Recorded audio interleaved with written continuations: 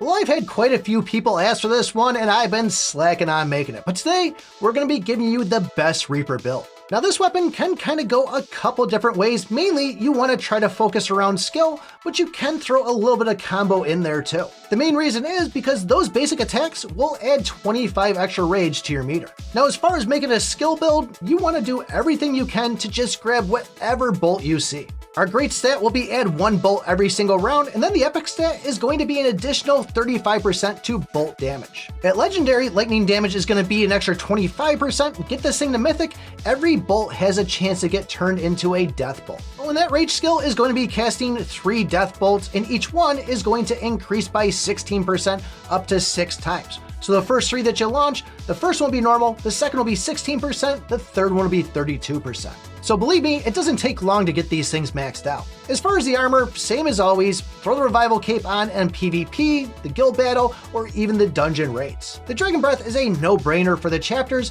but if you do have a tunic at a high enough rarity, you could pop that on for the seal battle or even the guild boss. For the rings, I'm going double judgment on here because I want those bolts, nothing but bolts, everything bolts. But you could go a fire sky flame ring or even a guardian ring. It all depends on how you want to play it. But 2 judgments works absolutely nuts. For the accessories, Bloody Grail or Reckoning Badge, you can go 1 and 1, you can go 2 of one or 2 of the other.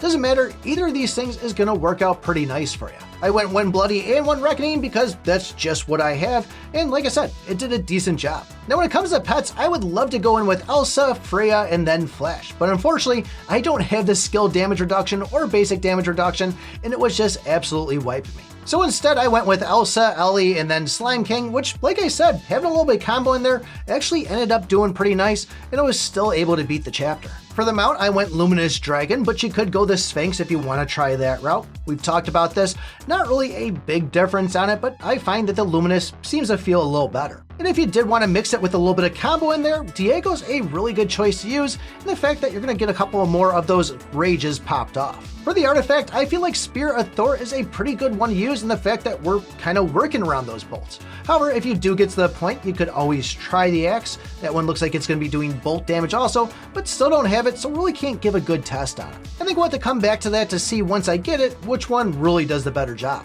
For the heroes, I went in with Knight of the End because that just seems like the best thing to use regardless of your build. And then Succubus to have that extra skill damage effect on it, it seemed like a no-brainer.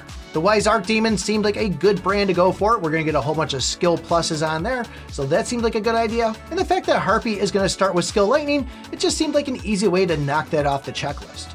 Now the Murloc can be a good one to go for in the fact if you want to try to get those combos, but even if you just have it equipped, it's a nice way to confirm you're getting an extra hit and getting some more rage. The Sharp Rogue is another good idea in the fact that daggers are skills, and if you're getting lightning ones and a bunch others, this might serve a good purpose. But I'd even say that the Wild Vulture, once again, combo in there, it's a good way to go for, or even the Stone Guardian if you find yourself dying a little bit too quick.